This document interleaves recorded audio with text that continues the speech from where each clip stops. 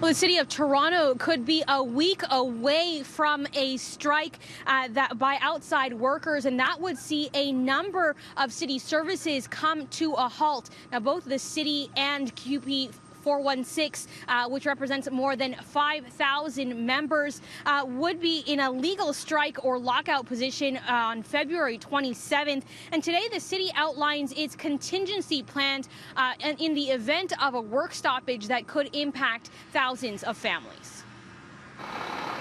Most notably, garbage collection for 50,000 households east of Yonge will cease.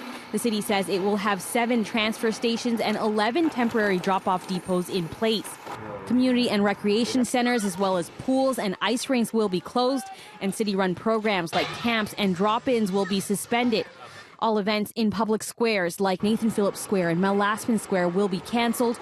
No new permits will be issued for wedding chambers, and photography permits for city parks and other public spaces will be canceled. The city manager is assuring the public, however, that negotiations are ongoing with QP Local 416 representatives. We certainly have tremendous respect for the men and women of 416. They do an incredibly important job for us.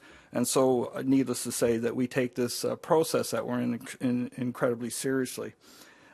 There are important outstanding issues, however, as we've said. Job security, wages, benefits, and parental leave are the 4 that tend to be the focus right now. At the same time, as pointed out, more than 50 other issues have been addressed prior to where we are today. Some of the services that won't be impacted: garbage collection west of Yonge will continue. There'll be no impact to the city's senior services and long-term care homes, as well as emergency shelters. Critical snow removal and winter maintenance will continue on roads, sidewalks, and bikeways, and most libraries will remain open. Meanwhile, the union spokesperson for the outside workers is criticizing the city's approach, saying instead of a contingency plan, they should be focused on avoiding a work stoppage altogether.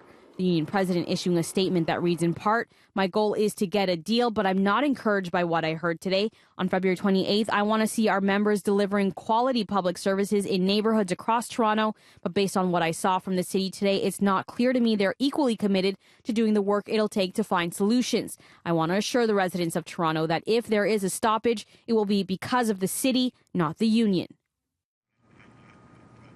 Now, this morning, the mayor called the contingency plan the responsible thing to do, though he says he hopes it won't be necessary. We should also note that if that work stoppage does happen, city council meetings will also be canceled. And you can find a full list of all the potential service disruptions in the event of a city outside workers strike on our website, citynews.ca.